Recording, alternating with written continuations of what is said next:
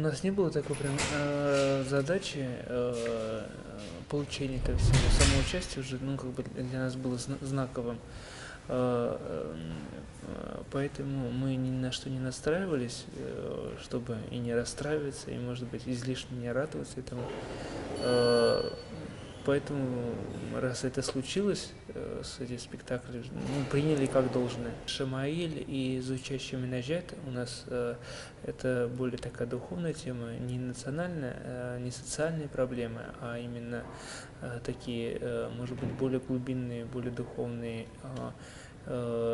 те обстоятельства, которые нас окружают. То есть имеется в виду отсутствие вот этого или малое количество той духовности, которая происходит на сценах, в различных творческих направлениях. Вот и нам это было важно, чтобы как-то противовес этой коммерции и такому внешнему попытаться затронуть проблему именно духовного преображения, что ли. Потому что Шамаиль сам является неким духовной самоидентификацией народа, по крайней мере, татарского народа, который, в принципе, было до 20 века, а сейчас вот, может быть, из-за того, что самоидентификация как бы наша теряется, теряются вот эти традиции Шамаиля, мастера, всеми известные, они уже преклонного возраста, которые занимаются Шамаилем, а как будто бы молодежи вот эта духовная составляющая, она менее интересна, что ли. И поэтому нам было важно, чтобы эту духовную проблему затронуть. Саму такую экспрессию Шамаиля мы вот специально взяли шамаилиста Попова, и вот для нас он показался очень такой интересным, экспрессивным художником. Именно то, что он по национальности русский, и как это Шамаиль, он по-новому на это взглянул, и поэтому для нас было как бы важно, чтобы этот современный подход попытаться перенести на сцену. И вот эта духовная составляющая, если бы она была бы проникнута в нашем спектакле, мы бы, конечно, были бы рады, если бы это получилось. Мы не иллюстрируем сам Шамаиль, а все равно это наше некое видение, некий такой попытка связаться с традициями, с корнями, с какими-то основами, что ли, нашей духовности национальной. И минаджат, и сам Шамаиль, он уже как бы,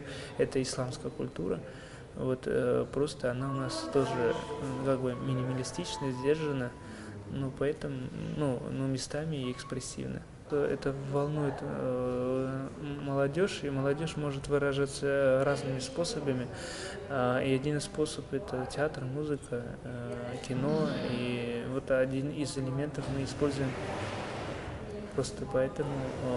Мы так это видим. Кто-то умеет писать хорошо в разных соцсетях, а мы как можем, чем можем, тем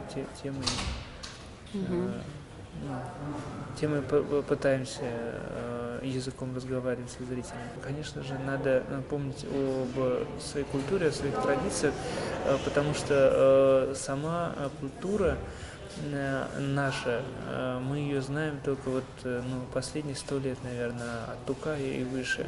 А та тысячелетняя культура исламская, а тем более доисламская, для нас она практически неизвестна. Ни авторы, ни философские трактаты, ни писатели, ни поэты, ни музыканты. То есть как будто бы этого всего у нас не было. Хотя это не так, просто эти авторы, эти поэты, они просто забыты. И это такое своеобразное возвращение, что ли, этих имен. Идея возникла вот с Анной Горофеевой, вот она является хореографом-куратором этого проекта, а Нурбек Батулла является хореографом. И вот с Анной мы когда встретились вдвоем, вот она предложила идею взаимодействия краски и тела. Мне эта идея понравилась. Я сказал, что я тогда попытаюсь придумать какую-то идейную основу, что это может быть, чтобы волновало и меня, и ей понравилась идея. И через какое-то время я эту идею озвучил. И через эту идею мы начали уже разрабатывать сам спектакль, саму идею, и уже подключились и Нурбек, и Марсель, и Эльмир Низамов, то есть так потихоньку обрастая людьми, вот мы начали заниматься этим проектом. Очень важно, кто исполняет менажет, поэтому у нас певец сам импровизирует, а в конце только у него текст появляется, самого менажета оригинала. Но сам импровизация идет, конечно, основываясь от самого оригинала. И этот Шамаиль, и этот менажет, он все равно должен быть менажетом и Шамаилем 21 века. То есть мы в этом веке, 21 веке этот спектакль делаем, и мы не можем игнорировать это время.